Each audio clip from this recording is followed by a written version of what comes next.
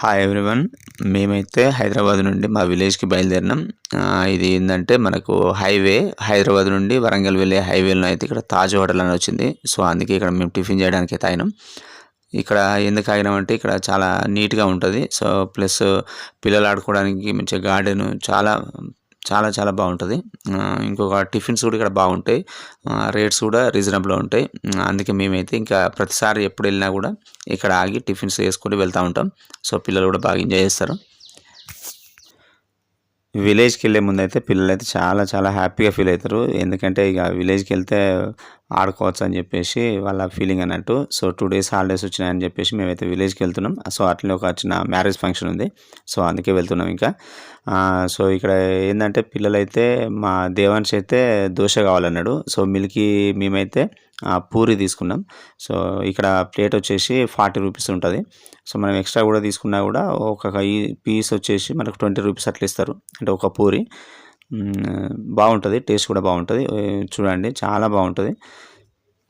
మా దేవాన్ని చూడండి ఎప్పుడెప్పుడు తినాలని చూస్తున్నాడు.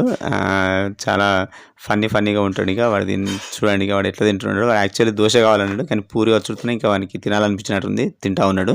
సో, మేమైతే ఇంకొక దోశ ఆర్డర్ ఇచ్చినాం. ఆ దోశ వచ్చిన తర్వాత ఇంకా మా దేవాన్ష్ దోశ తిని నేనైతే ఆల్రెడీ స్టార్ట్ చేసేసిన. ఇంకా నాకైతే ఆకలి బాగా అవుతుంది. సో, అందుకే నేను ఫుల్ ఎక్కువ ఉమ్మేస్తున్నా. చూడండి చాలా బాగుంటుంది టేస్ట్. చట్నీస్ కానీ ఇక్కడ కర్రీస్ కానీ చాలా బాగుంటాయి. సో, ఇంటి దగ్గర తినండిరా అని చెప్తే అసలే బతలానే తినరు ఎక్కువ. సో, చూడండి ఎట్లా తింటున్నారో. సో, వాళ్ళకి ఏంటంటే ఇంకా అదొక ఎంజాయ్మెంట్ అన్నట్టు. ఇక్కడ బయట తినడం అనేది అది హ్యాపీ అనిపిస్తుంది వాళ్ళకి. సో, అప్పుడప్పుడే కాబట్టి మేము కూడా తీసుకొని తింటున్నాం. ఇంకా ఫైనల్‌గా అయితే ఇంకా మా టిఫిన్ అయితే చేయడం అయిపోయింది. సో, మా పిల్లలు అయితే కొంచెం ఎంజాయ్ చేసిండ్రు ఇక్కడ. సో, ఇంకా మేము బయలుదేరుతున్నాం. మళ్ళీ ఇంకా విలేజ్‌కి వెళ్ళాలి కాబట్టి కొంచెం ఎర్లీ మార్నింగే బయలుదేరినాం. సో, ఇక్కడ జస్ట్ ఫోటోలు తీసుకొని ఇంకా బయలుదేరుతున్నాం.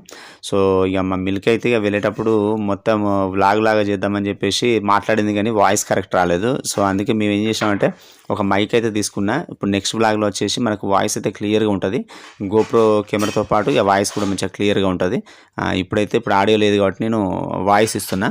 సో, ఇది మా విలేజ్కి ఇంకా ఆల్మోస్ట్ ఇంకా వెళ్తున్నాం, ఎంటర్ అయిపోయినాం, దగ్గరలో ఉన్నాం. సో, విలేజ్కి వెళ్ళే ముందు అయితే ఇక్కడ వెదర్ మాత్రం చాలా ఎక్సలెంట్గా ఉంటుంది. మాకు చాలా బాగా నచ్చుతుంది. మేము అసలు మెయిన్గా విలేజ్కి వెళ్ళేది ఈ నేచర్ చూడడానికి. సో, చూడండి మా విలేజ్కి ఎంట్రన్స్లోనే ఇంకా తాటి చెట్లు వస్తాయి. చాలా ఫేమస్ ఇక్కడ తాటికల్లు. ఇక్కడ కొంచెం ముందుకెళ్ళుడుతోనే ఇంకా చాలా పంట పొలాలు అవి ఉంటాయి. విలేజ్ చుట్టూ పంట పొలాలు ఉంటాయి, తాటి చెట్లు ఉంటాయి, చాలా గ్రీనరీ. సో, ఇక్కడ ఎవరో ఫిషింగ్ చేస్తున్నారు. ఇప్పుడు ఆగి ఫిషింగ్ దగ్గరికి వెళ్ళిపోదాం. దిగుతాం. సో, ఇప్పుడైతే మేము ఒక చెరువు కనిపిస్తుంది కదా, కానీ కుచ్చి దగ్గరికి వచ్చినప్పుడు చాలా కొంచెం జాగ్రత్తగా ఉండాలి.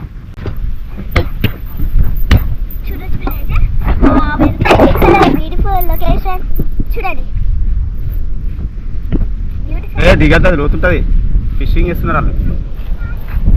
Location highlight.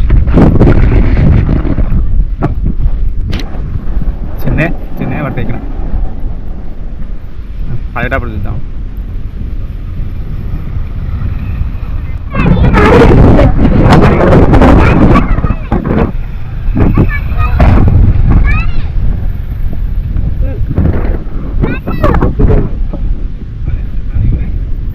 ఏం కాదు, అక్కడే ఉండాలి. చిన్న ఫిష్ వస్తుంది. ఇంత మనం అల్లరి చేసినాక అవే వస్తాయి. వాళ్ళకి దేవునికి ఒకసారి అట్లా తీసిరాలి పాపం. ఒకసారి వాళ్ళు ఏమను, వాళ్ళకి అట్లా ఇష్టం ఫిషింగ్ చేయడం. చూడే చూడలే మరిగా ఇట్లా లేపు గాలికి అట్లే పడతారా ఎవరైనా? అయ్యో, చేప మునిగినప్పుడే తీయాలి. అది దేవాన్ని ఫిషింగ్ చేస్తున్నాడు ఇక్కడ.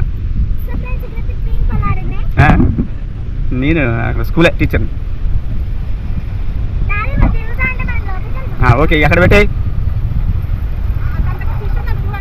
ఏది చిన్నది?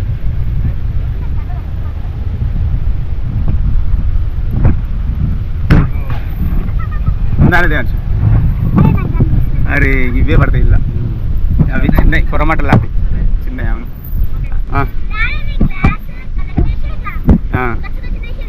అంతే. గ్రాస్ కాదు అది, అది గ్రాసే కానీ దానిలో నుండి రైస్ వస్తాయి.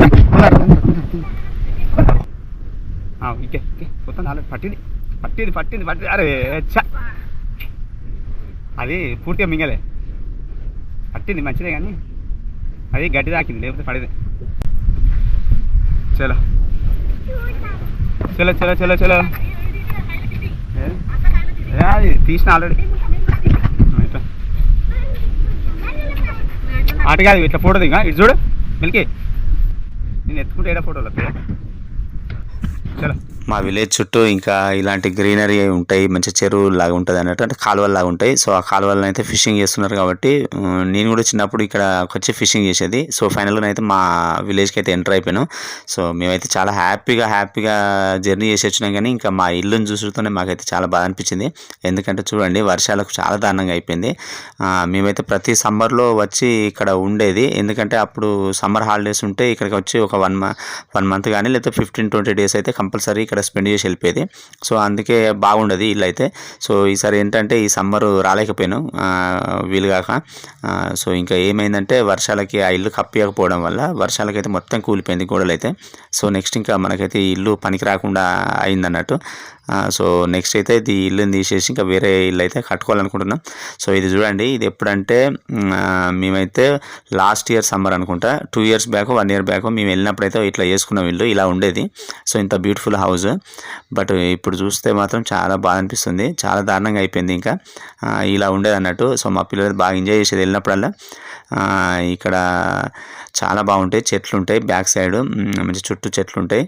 సో మా పిల్లలు అయితే చాలా ఎంజాయ్ చేసేది ఇక్కడ. సో ఈ వీడియో తీయడానికి కారణం కూడా అదే, ఎందుకంటే ఈ హౌస్ అనేది మనకు మెమరీ అన్నట్టు ఉండిపోతుంది, ఇంకా మనకు లైఫ్ లాంగ్ మన యూట్యూబ్ ఛానల్లో ఉండిపోతుంది కాబట్టి అందుకే ఈ వీడియో అయితే పెడుతున్నా. సో ఇంకొకటి ఏంటంటే ఈ ఇల్లు నాకు తెలిసి ఈ ఇయర్ అయితే తీసేసే ప్లాన్లోనే ఉన్నాం, తీసేసి మళ్ళీ వేరే ఇల్లు కట్టుకోవాలి. బట్ కాకపోతే ఏంటంటే ఇది మన పేరెంట్స్ వీళ్ళు ఉన్న ఇల్లు, మన చిన్నప్పుడు జ్ఞాపకాలు మొత్తం ఇందులోనే ఉన్నాయి. సో కాబట్టి అవన్నీ మిస్ అవుతాం. సో కాబట్టి ఈ వీడియో అయితే ఇంకా ఉండిపోతుంది నాకు, అందుకే ఈ వీడియో పెడుతున్నా. సో నిజంగా చాలా దారుణంగా ఉంది. యాక్చువల్లీ ఏంటంటే పైన ఒక కవర్ వేసి పెడితే ఇది సెట్ అయిపోయేది, అంటే ఇంత దారుణంగా కాకపోయేది. వర్షాలకి ఏంటంటే కంప్లీట్ ఇప్పుడు మొన్న కురిసిన వర్షాలకైతే గోడల పైన వర్షం పడేసి గోడలన్నీ కూలిపోయినాయి. లాస్ట్ టైం ఒకసారి కొంచెం కూలితేనే మేమైతే మంచిగా దీన్ని బాగా చేసుకున్నాం. బట్ ఇక ఇప్పుడైతే కష్టమే, ఇంకా దీన్ని తీసేయాల్సిన పరిస్థితి ఏర్పడేది. సో ఈయన మా పెద్దనాన్న పాపం చెప్తున్నాడు, మీరు కొంచెం కప్పించుకుంటే అది బాగుండేది, ఇంకొక 5-10 years కూడా ఉండేది. సో ఇది ఫైనల్గా ఇలా అయిపోయింది అన్నట్టు. మా జర్నీ చాలా హ్యాపీగా జర్నీ చేసి వచ్చిన తర్వాత ఇక్కడికి వచ్చిన తర్వాత మాత్రం ఫుల్ డిసప్పాయింట్. సో మా మిల్క్ అయితే ఫోటో దిగుతుంది, ఇక మళ్ళీ తిరిగి హైదరాబాద్కి అయితే బయలుదేరుతున్నాం. So thank you everyone, thank you.